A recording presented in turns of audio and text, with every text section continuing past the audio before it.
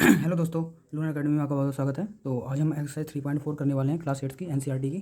ठीक है, तो पहला क्वेश्चन है कि स्टेट वेदर ट्रू और फॉल्स। ठीक है, तो हमें ये कुछ स्टेटमेंट दे रखे हैं और उसमें बताना है कि कौन कौन सी स्टेटमेंट ट्रू है और कौन कौन सी फॉल्स है। ठीक है, तो कर लेते हैं। ठीक है, तो जब मैंने यहाँ पे लिख रखे हैं सारे क्वेश्चन, कर लेते हैं। क्या लिखा है? स्टेट वेदर ट्रू और फॉल्स। तो बताना है कि ऑल रेक्टेंगल आर स्क्वायर। क्या सारे रेक्टेंगल स्क्वायर हो सकते हैं? तो हमारा आंसर क्या आएगा? नो। ठीक है, सारे जो स्क्वायर हैं वो सारे रेक्टेंगल है वो स्क्वायर नहीं हो सकते। बिकॉज अपोजिट साइड, जो अपोजिट साइड होती हैं रेक्टेंगल की, वो क्या होती हैं? इक्वल होती है। Because opposite side of rectangle are equal but square have all side are equal. ठीक है, जो स्क्वायर होता है उसकी सारी साइड इक्वल होती हैं, जबकि जो रेक्टेंगल होता है उसकी अपोजिट साइड इक्वल होती हैं, उसकी अपोजिट और पैरेलल भी होती हैं। तो स्क्वायर की पैरेलल होती हैं बट इसकी चारों साइड इक्वल नहीं होती है स्क्वायर रेक्टेंगल की, इसलिए जो रेक्टेंगल है सारे रेक्टेंगल स्क्वायर नहीं हो सकते। ठीक है, अगला क्वेश्चन कर लेते हैं। क्या लिखा है? All rhombus are parallelogram. क्या सारे रोम्बस पैरेललोग्राम होंगे? यस। ठीक है, सारे रोम्बस पैरेललोग्राम हो सकते हैं, क्योंकि अपोजिट जो साइड होती है वो क्या होती हैं रोम्बस की? वो इक्वल भी होती हैं, पैरेलल भी होती हैं। ठीक है, तो हमें पैरेलल से मतलब है, इक्वल से मतलब नहीं है। ठीक है, because opposite side are parallel. ठीक है, जो रोम्बस की जो अपोजिट साइड होती है वो पैरेलल होती हैं, इसलिए सारे रोम्बस क्या हो जाएंगे? पैरेललोग्राम हो जाएंगे। ठीक है, all square are rhombus and also rectangle. क्या बताना है? कि सारे जो स्क्वायर होते हैं वो रोम्बस होते हैं एंड ऑल्सो रेक्टेंगल होते हैं। तो यस, हम कह सकते हैं बिल्कुल ट्रू। ठीक है, क्योंकि इसकी जो सारी साइड्स होती हैं वो इक्वल होती हैं और हर एक एंगल 90 डिग्री का भी होता है। तो रोम्बस के लिए हमें सारी साइड इक्वल चाहिए स्क्वायर की, तो बोलेंगे because it has all sides are equal. अगर ऑल साइड इक्वल हो गई तो रोम्बस हो जाएगा। ठीक है, और पैरेलल भी होती हैं, all side equal and parallel and each angle 90 degree. ठीक है, और हर एक एंगल 90 डिग्री का होता है, 90 डिग्री का होता है स्क्वायर का, इसलिए हर एक स्क्वायर रोम्बस भी हो सकता है एंड रेक्टेंगल भी हो सकता है। अगला क्वेश्चन है कि all square are not parallelogram. सारे स्क्वायर पैरेललोग्राम नहीं होते। ये तो गलत है, क्योंकि स्क्वायर की अपोजिट साइड इक्वल भी होती हैं, पैरेलल भी होती हैं। ठीक है, तो अगर पैरेलल हो गई तो पैरेललोग्राम होना चाहिए, तो इसका आंसर क्या आ जाएगा? नो। ठीक है, ये हमारा क्या हो जाएगा? गलत स्टेटमेंट लिखी हुई है ये। ठीक है, कि all square are not parallel, बोला है कि सारे स्क्वायर पैरेललोग्राम नहीं होते, जबकि हमें पता है कि सारे स्क्वायर क्या होते हैं? पैरेललोग्राम होते हैं। Because all side of square are parallel and equal, so it is a parallelogram. ठीक है, तो ये सारे जितने भी स्क्वायर हैं वो क्या होंगे? पैरेललोग्राम होंगे, तो इसलिए स्टेटमेंट क्या है? ये गलत है। ठीक है, आगे क्या है? All kites are rhombus. No, इसके अंदर क्या आ जाएगा? नो, सारी जो काइट्स होती हैं वो रोम्बस नहीं होती। बिकॉज जो रोम्बस होता है उसकी अपोजिट साइड क्या होती हैं? जो मतलब मान लो जो काइट होता है, तो काइट कैसा होता है? काइट का डायग्राम बना के देखा तो इस प्रकार होगा। तो इसमें जो उसके जो एडजेसेंट पेयर होते हैं वो इक्वल होते हैं। ठीक है, ये वाला पेयर इसके बराबर नहीं होता। ठीक है, ये वाला इसके बराबर हो जाएगा और ये वाला इसके बराबर हो जाएगा। तो एडजेसेंट पेयर भी इक्वल होते हैं, ना कि अपोजिट पेयर इक्वल होते हैं। ठीक है, तो जबकि रोम्बस के क्या होते हैं? अपोजिट पेयर इक्वल भी होते हैं और सारी साइड्स भी इक्वल होती हैं। ठीक है, तो इसलिए इसका आंसर क्या आ जाएगा? नो आ जाएगा। नो, ठीक है, no because kite has only adjacent pair are equal. ठीक है, अगला क्वेश्चन है कि ऑल रोम्बस आर काइट। क्या सारे रोम्बस काइट होते हैं? तो कह सकते हैं कि हाँ, ठीक है, कि सारे रोम्बस क्या हो जाएंगे? काइट हो सकते हैं। Because rhombus has each side equal and parallel.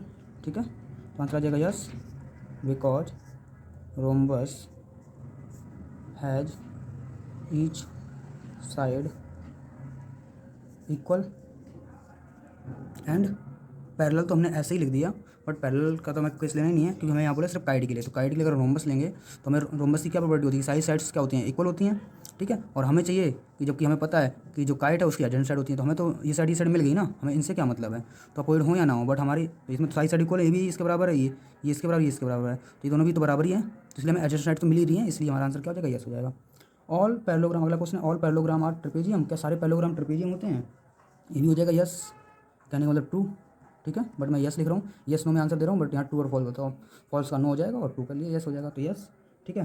Because opposite side are parallel, जो पैरेललोग्राम की अपोजिट साइड क्या होते हैं, because opposite side of parallelogram are parallel, ठीक है। और हमें पता है कि we know that trapezium having each pair are parallel, क्योंकि ट्रेपेजियम का क्या होता है, पेयर पैरेलल होता है, ठीक है ना। जबकि अपोजिट, इसकी अपोजिट साइड क्या होती हैं, पैरेलल होती हैं, तो सेम वही ऊपर वाला केस हम बोल सकते हैं, ठीक है। क्या बोले, all square are trapezium, all square are trapezium, बिल्कुल यस। ट्रेपेजियम का क्या केस होता है, ट्रेपेजियम का यही तो केस होता है कि हमें कम से कम एक अपोजिट पेयर क्या मिल जाए, पैरेलल मिल जाए। तो अगर पैरेललोग्राम है, पैरेललोग्राम के अपोजिट साइड पैरेलल होती है, इसलिए यस हो गया। अगले में क्या है, स्क्वायर, तो स्क्वायर भी क्या है, स्क्वायर की सारी साइड्स क्या होती हैं, इक्वल होती हैं एंड पैरेलल होती हैं, ठीक है। तो इक्वल भी हैं और ये पैरेलल भी हैं, और हमें ट्रेपेजियम में पता होना चाहिए कि अपोजिट साइड हमें एक पेयर क्या मिल जाए, पैरेलल मिल जाएगा, जैसे ये ट्रेपेजियम है, ठीक है। तो इसका ये वाला पेयर और ये वाला पेयर, ये क्या दोनों पैरेलल हैं, इक्वल हो या ना हो मुझसे मतलब नहीं है, बट क्या है, पैरेलल है। तो इसमें भी ये दोनों क्या है, पैरेलल हैं, और ये दोनों भी पैरेलल हैं, तो बट हमें इससे मतलब ही नहीं है, इससे मान लो तभी ट्रेपेजियम है, इससे मान लो तभी ट्रेपेजियम, तो इसलिए क्या हो जाएगा, yes opposite side of square are parallel, ठीक है। इसलिए जो स्क्वायर होता है वो ट्रेपेजियम हो जाएगा, ठीक है। अगला क्वेश्चन है कि identify all the quadrilateral that है, हमें वो सारे क्वाड्रिलेटरल फाइंड करने हैं, बताने हैं जिनकी 4 साइड्स ऑफ इक्वल लेंथ, जिनकी चारों साइड्स की क्या हो, इक्वल लेंथ हो। तो सिंपल सा आंसर है भाई, एक तो स्क्वायर होता है, ठीक है, क्या हो जाएगा, स्क्वायर, स्क्वायर की सारी साइड्स इक्वल होती हैं, एंड अगला क्या होता है, एक रोम्बस होता है, ठीक है। भाई स्क्वायर, अभी स्क्वायर बना के दिखा, सारी साइड इक्वल है, और रोम्बस, रोम्बस में ये ले लो, रोम्बस कैसा होता है, पैरेललोग्राम की तरह ही होता है, बट इसकी सारी साइड इक्वल होती हैं, जबकि रोम्बस की क्या होती हैं, अपोजिट साइड इक्वल होती हैं एंड पैरेलल होती हैं। इसकी सारी साइड क्या होती हैं, इक्वल भी होती हैं और पैरेलल भी होती हैं, इसलिए इसकी ऑल साइड क्या हमें बोला है कि चारों साइड क्या होनी चाहिए, इक्वल होनी चाहिए, तो चारों साइड इसकी इक्वल है, इसकी भी इक्वल है, ठीक है। इसका आंसर हो जाएगा स्क्वायर एंड रोम्बस। अगला क्वेश्चन है कि 4 राइट एंगल बने, तो ऐसा कौन कौन सा भाई होगा कि जिसके 4 राइट एंगल बने, क्वाड्रिलेटरल होना चाहिए, क्वाड्रिलेटरल मतलब 4 साइड, तो एक तो हो जाएगा हमारा रेक्टेंगल, ठीक है। भाई अगर मैंने ये रेक्टेंगल बनाया, आप देख सकते हो ये रेक्टेंगल, तो ये इसका ये एंगल भी 90 डिग्री, ये 90 डिग्री, ये भी 90 डिग्री, चारों एंगल क्या है 90 डिग्री के, तो ये क्या हो गया हमारा रेक्टेंगल भी हो जाएगा। और ये कि तुमने देखा ये स्क्वायर है, हाँ, स्क्वायर का भी हर एक एंगल कितने डिग्री का है, 90 डिग्री का है, इसका आंसर क्या आ जाएगा, रेक्टेंगल एंड स्क्वायर, जिसके क्या हो 4 राइट एंगल हो, ठीक है। अगला क्वेश्चन है क्वेश्चन नंबर 3, क्वेश्चन नंबर 3 क्या कह रहा है आप लोग देख सकते हो, explain how a square is, बताना कि कोई स्क्वायर एक क्वाड्रिलेटरल कैसे हो सकता है, ठीक है, कि कोई भी स्क्वायर एक क्वाड्रिलेटरल कैसे है, तो बोलेंगे yes square is a quadrilateral because it has 4 side. भाई स्क्वायर तो है और क्वाड्रिलेटरल में क्या होती है, 4 साइड होती हैं, स्क्वायर में भी 4 साइड होती हैं, तो बोलेंगे यस, है ना, कि square because square is a quadrilateral, square is a quadrilateral because it has 4 side, और जिसकी 4 साइड होती है वो क्वाड्रिलेटरल होता है, इसलिए स्क्वायर भी क्या है, क्वाड्रिलेटरल है। अब बताना है कि स्क्वायर एक पैरेललोग्राम है, तो पैरेललोग्राम में क्या होता है कि अपोजिट साइड इक्वल भी होती हैं और पैरेलल भी होती हैं पैरेललोग्राम की, जैसे कि अगर मैं एक डायग्राम बना दूँ, ये पैरेललोग्राम है ये हमारी, तो ये साइड इसके इक्वल भी है और पैरेलल भी है, ये साइड इसके इक्वल भी है एंड पैरेलल भी है, ठीक है। तो बताना कि एक पैरेललोग्राम, एक स्क्वायर एक पैरेललोग्राम होता है, तो यस स्क्वायर एक पैरेललोग्राम हो सकता है, ठीक है, क्योंकि स्क्वायर की सारी साइड्स क्या होती हैं, इक्वल होती हैं एंड पैरेलल होती हैं, और पैरेललोग्राम में हमें क्या चाहिए, सिर्फ पैरेलल चाहिए, पैरेलल भी चाहिए, इक्वल भी चाहिए, तो अपोजिट साइड इक्वल भी है। अब मैंने मान लो एक स्क्वायर बना दिया, ये रहा स्क्वायर मेरा, ठीक है, ये स्क्वायर है, ये देखो एंगल थोड़ा सा मुड़ा हुआ है, थोड़ा सा तिरछा होता है, जबकि इसमें क्या एकदम सीधा है, ठीक है। ये मैंने स्क्वायर बना दिया, तुम देख रहे हो ये स्क्वायर जो रेक्टेंगल जो हमारा स्क्वायर है ये पैरेललोग्राम हो सकता है, क्योंकि इसका अपोजिट साइड क्या है, इक्वल भी है एंड पैरेलल भी है, इसकी अपोजिट साइड क्या है, इक्वल एंड पैरेलल भी है, ये साइड भी इक्वल एंड पैरेलल है, ये साइड भी इक्वल एंड पैरेलल है, तो बोलेंगे because square is a parallelogram, because मैं शॉर्ट में लिख रहा हूँ, आप भी लिख सकते हो, because it has because it has all sides are equal and parallel, ठीक है। इक्वल भी होती हैं और पैरेलल भी, इसलिए हम कह सकते हैं कि अपोजिट साइड भी इक्वल होंगी और पैरेलल होंगी, तो इसलिए स्क्वायर क्या है, एक पैरेललोग्राम है। ठीक है, वैसे हम ये भी लिख सकते हैं क्योंकि जो स्क्वायर है वो पैरेललोग्राम की सारी प्रॉपर्टी फॉलो करता है, इसलिए हम कह सकते हैं कि ये क्या है, पैरेललोग्राम है। ठीक है, अच्छा आगे देखो क्या बोला, स्क्वायर की एक रोम्बस होता है, तो बोलेंगे yes square is a rhombus because it has all sides are equal. बाकी इस मतलब नहीं है, हमें ये पता है कि भाई स्क्वायर की भी सारी साइड इक्वल होती हैं और रोम्बस की भी सारी साइड इक्वल होती हैं, इसलिए स्क्वायर रोम्बस हो सकता है। ठीक है,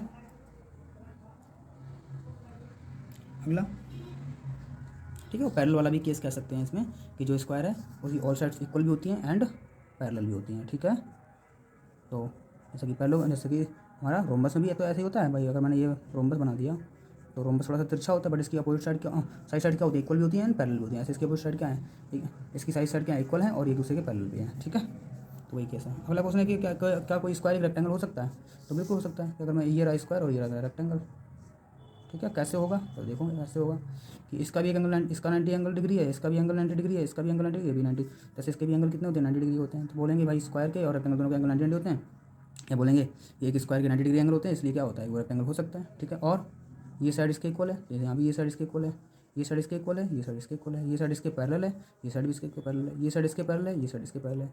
ठीक है, इसके जो डायगोनल होते हैं उनकी इक्वल लेंथ होती है, इसके भी डायगोनल की इक्वल लेंथ होती है। ठीक है, तो बहुत सारी प्रॉपर्टी हैं, कुछ भी लगा सकते हैं। ठीक है, तो हम बोल देते हैं कि square is a rectangle, square is a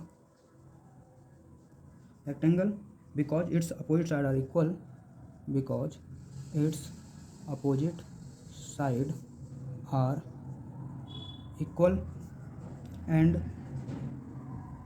diagonal are also equal, ये भी बोल सकते हैं। ठीक है, अगला क्वेश्चन है, ठीक है, name the quadrilateral whose diagonals, उस क्वाड्रेटर का नाम बताओ जिसके डायगोनल क्या करते हैं, एक दूसरे को बाइसेक्ट करते हैं, ईच अदर, बाइसेक्ट मतलब दो बराबर भागों में डिवाइड करते हैं। ठीक है, तो वो उन क्वाड्रेटर के नाम बताने हैं। तो सबसे पहला क्वाड्रेटर क्या हो जाएगा भाई, जो ये अगर रेक्टेंगल है, रेक्टेंगल के डायगोनल क्या होते हैं, एक दूसरे को बराबर भागों में डिवाइड करते हैं। ठीक है, तो रेक्टेंगल भी हो जाएगा, स्क्वायर भी हो जाएगा, ठीक है, यहाँ भी, और रोम्बस भी हो जाएगा। ठीक है, रोम्बस के भी जो डायगोनल होते हैं एक दूसरे को क्या करते हैं, बाइसेक्ट करते हैं। ठीक है, दो इक्वल पार्ट में डिवाइड करते हैं। तो आंसर आ जाएगा हमारा क्या, स्क्वायर, ठीक है, रोम्बस एंड रेक्टेंगल। ठीक है, ये सारे क्वाड्रेटर ऐसे हैं जिनके जो डायगोनल्स हैं वो एक दूसरे को बाइसेक्ट करते हैं। अगला क्वेश्चन है कि उस क्वाड्रेटर का नाम बताना है, ठीक है, जिसके diagonal are perpendicularly bisect each other. तो जब एक दूसरे को काटते हैं तो वो 90 डिग्री का एंगल बनाते हैं, जैसे कि आप देख सकते हो यहाँ पे एक 90 डिग्री एंगल बनेगा। ठीक है, यहाँ भी बन जाएगा 90 डिग्री एंगल और यहाँ नहीं बनेगा। ठीक है, तो आंसर क्या आ जाएगा, रोम्बस एंड स्क्वायर। ठीक है, रोम्बस एंड स्क्वायर, ये दोनों ऐसे क्वाड्रेटर हैं जिनके डायगोनल एक दूसरे को परपेंडिकुलरली बाइसेक्ट करते हैं। ठीक है, अगला क्वेश्चन है कि name the quadrilateral whose diagonals are equal, इनके डायगोनल इक्वल होते हैं। अभी बताया भाई स्क्वायर के और रेक्टेंगल के डायगोनल क्या होते हैं, इक्वल होते हैं। ठीक है, तो आंसर आ जाएगा स्क्वायर एंड रेक्टेंगल। ठीक है, अगला क्वेश्चन है कि एक्सप्लेन करना है कि why rectangle is a convex quadrilateral. ठीक है, तो बताना है कि एक रेक्टेंगल है वो कॉन्वेक्स क्वाड्रेटर क्यों होता है। तो जैसा कि मैं पहले बता चुका हूँ, इंट्रोडक्शन पार्ट में बताया था मैंने कि कोई भी अगर क्वाड्रिलेटरल है, ठीक है, वो कॉन्वेक्स कब होगा, या तो वो कब करे 180 डिग्री से एंगल ज़्यादा बनाए, ठीक है, तभी वो कॉन्वेक्स क्वाड्रिलेटरल कहलाएगा। ठीक है, और हम ये भी कह सकते हैं कि जिसके डायगोनल अंदर बन जाएंगे, ठीक है, तो वो क्या कहलाएगा, एक कॉन्वेक्स क्वाड्रिलेटरल कहलाएगा, और जिसके डायगोनल बाहर बनते हैं वो हमारा कॉनकेव होता है। जैसा कि हम एक अगर दिखाएं एग्जाम्पल में लेके कि जैसे आप एक ट्रायंगल देखो, ये वाला ट्रायंगल, ठीक है, जिसमें हम परपेंडिकुलर बाहर की तरफ डाल रहे हैं, ऐसा भी कह सकते हैं। ठीक है, तो इस वाले केस को लेते हैं। तो हमारा क्या है, explain why are rectangle is a convex quadrilateral, बताना है कि कैसे एक रेक्टेंगल कॉन्वेक्स क्वाड्रिलेटरल है। तो ठीक है, हम लिखेंगे कि इन a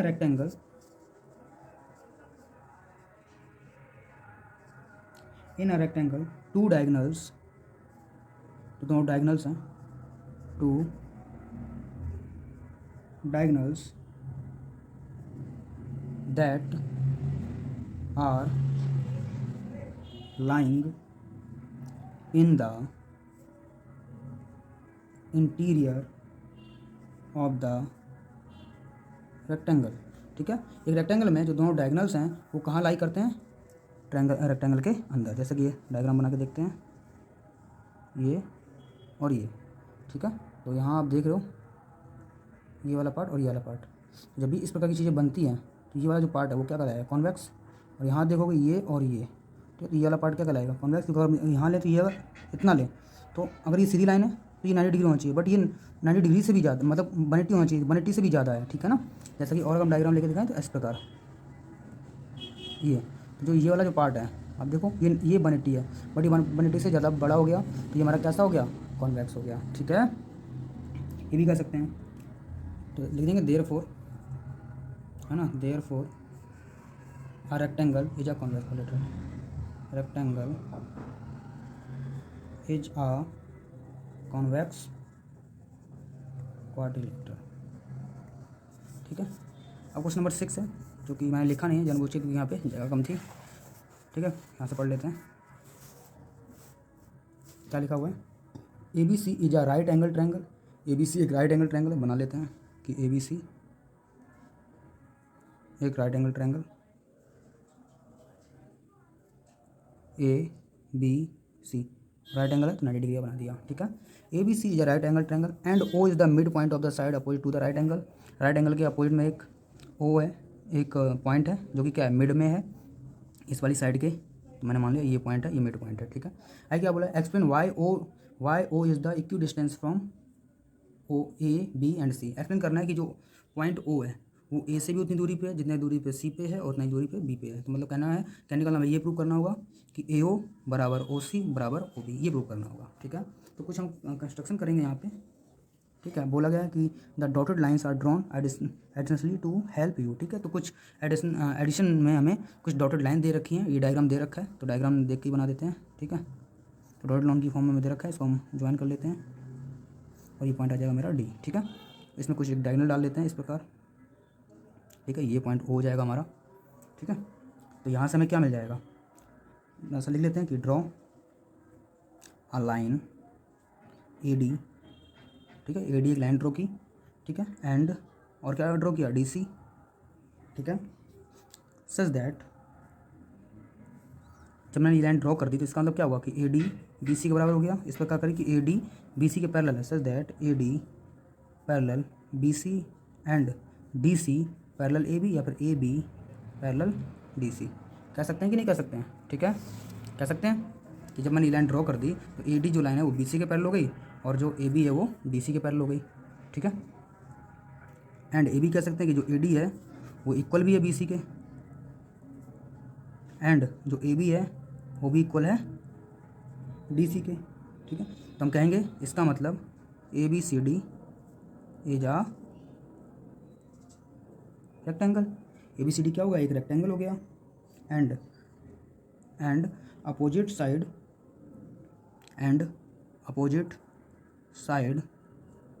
of rectangle are equal and parallel, ठीक है।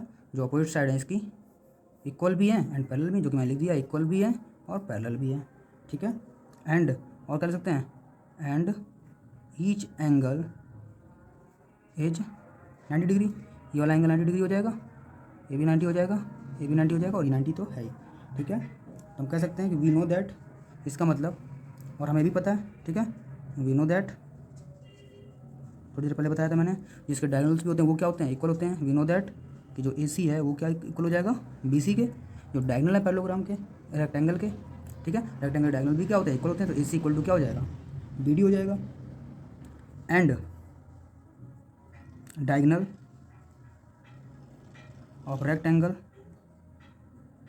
बाइसेक्ट ईच अदर, एक दूसरे को बाइसेक्ट भी करते हैं, ठीक है। अगर एक दूसरे को ये बाइसेक्ट कर रहे हैं, बाइसेक्ट करते हैं तो मतलब दो बराबर भागों में डिवाइड, तो इसका हम कहेंगे कि जो ए ओ है वो ओ सी के इक्वल हो जाएगा और जो बी डी है वो ओ डी इक्वल हो जाएगा। तो हम देयरफॉर हम कहेंगे देयरफॉर ए ओ इक्वल टू ओ सी, ठीक है। ये साइड इसके बराबर हो गई और ये साइड भी इसके बराबर हो जाएगी, ठीक है। और O B equal to OD हो जाएगा। सारे एक दूसरे को क्या करते हैं, बाइसेक्ट, ईच अदर बोला तो एक दूसरे को बाइसेक्ट भी करते हैं और इक्वल भी हो जाएंगे ये काटने के बाद। तो हम कह सकते हैं देयरफॉर, है ना, hence O is equidistance, sorry आपको दिखाई नहीं दिया होगा, एक बार दोबारा समझा दूंगा मैं। Equidistance from A B and C। एक बार दोबारा देखेंगे कि हमें दे रखा था कि ABC एक राइट एंगल ट्रायंगल है, ठीक है, मैंने B पे 90 डिग्री बना दिया और बोला कि जो अपोजिट साइड है राइट एंगल के अपोजिट में है वहाँ पे एक पॉइंट है O जो कि क्या है, मिड पॉइंट है, या फिर क्या बोला था यहाँ पे, O is the mid point, ठीक है, वही मिड पॉइंट है। फिर हमने क्या क्या किया, draw a line AD and DC, हमने एक लाइन ड्रॉ की AD एंड DC, ठीक है, सच दैट इस प्रकार ड्रॉ की कि AD किसके पैरेलल हो गया, BC के, AD parallel BC and DC parallel हो गया AB के, DC पैरेलल AB, ठीक है। एंड हम ये भी कह सकते हैं कि जो AD है वो इक्वल भी है BC के, AD equal to BC and AB equal to DC, और AB किसके बराबर है, DC के, ठीक है। तो हम कहेंगे कि ABCD क्या हो गया, एक रेक्टेंगल हो गया and opposite side of rectangle are equal, और जो अपोजिट साइड होती है रेक्टेंगल इक्वल होती है, तो हम लिख चुके हैं कि ये इसके बराबर है और ये इसके बराबर है, ठीक है। एंड पैरेलल, पैरेलल भी लिख चुके हैं, इक्वल एंड पैरेलल, तो ये पैरेलल हो गई और ये इक्वल हो गई, ठीक है। आगे ईच एंगल इज 90 डिग्री, हर एक एंगल 90 डिग्री का होता है, ठीक है। तो हमें पता है कि वी नो दैट, हमें पता है कि जो इसके डायगोनल्स होते हैं पैरेलल रेक्टेंगल के वो एक दूसरे को बाइसेक्ट करते हैं और इक्वल भी होते हैं। तो हमने लिखा कि जो BD है वो BC के बराबर है, तो AC के बराबर है, तो AC बराबर BD हो जाएगा। And diagonal of rectangle bisect each other, जो डायगोनल होते हैं रेक्टेंगल को काटते हैं दूसरे को, तो ये इसके बराबर काटेगा, इसके बराबर काटेगा, ठीक है। देयरफॉर हम कहेंगे कि AO बराबर OC और BO बराबर OD, तो सारे एक दूसरे क्या हो जाएंगे, बराबर हो जाएंगे, क्योंकि ये इक्वी डिस्टेंस है फ्रॉम, ठीक है, हर एक पॉइंट से। तो अगर ये इसके बराबर है तो ये भी इसके बराबर ही आएगा, तो hence O is the equi distance from ABC, ठीक है। आई होप आपको ये एक्सरसाइज अच्छे से समझ में आई होगी, ठीक है। तो चैनल को सब्सक्राइब कर लेना और वीडियो को लाइक कर देना, ठीक है, और शेयर कर देना। Thank you.